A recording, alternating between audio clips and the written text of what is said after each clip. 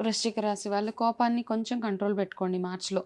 హ్మ్. మీ కోపం వల్ల మీకు చాలా డ్యామేజ్ అయ్యే ఛాన్సెస్ ఎక్కువగా చూపిస్తుంది కార్డ్స్ అన్నమాట. సో అది జస్ట్ ఎమోషనల్ హెల్త్ గురించి చూపిస్తుంది. కాబట్టి మ్యాక్సిమం యాంగర్ కంట్రోల్. ఎప్పుడు హ్మ్. కోపం వచ్చినా కాసేపు ఇమీడియట్గా రియాక్ట్ అవ్వకుండా బెస్ట్ సజెషన్ ఎవరికైనా కానీ ఈ రాశి వాళ్ళకనే కాకుండా వృశ్చిక రాశి వాళ్ళకనే కాకుండా మామూలుగా మనకు కోపం వచ్చినప్పుడు వెంటనే మాటలు అనేస్తూ ఉంటాం కదా. హ్మ్. సో ఒక్క పాజ్, ఒక 10 సెకండ్స్ అయినా పాజ్ తీసుకుంటే మనం మాట్లాడే మాటల్లో కొంచెం చేంజ్ ఉంటుందన్నమాట. కాబట్టి ఎస్పెషల్లీ మీకు వృశ్చిక రాశి వాళ్ళకి ఈ నెలలో ఎంత సైలెంట్గా ఉండగలిగితే, ఎంత మౌనం వహించగలిగితే అంత బాగుంటుంది మీకు.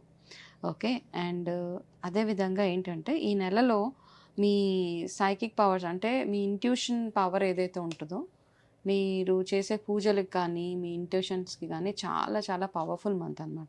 హ్మ్. కాబట్టి ఏదైనా ఒక మంచి ఇంటెన్షన్ తోటి మీరు చేసే పూజలు, మీరు చేసే మంచి పనులు ఏవైతే ఉంటాయో అవన్నీ మీకు 100% బెనిఫిట్ ఇస్తాయి ఈ మార్చ్ నెలలో. ఓకే. ఆ, అయితే ఆ, ఒక చిన్న ఇండికేషన్ ఏంటి అంటే ఎవరైనా ఏదైనా ఒక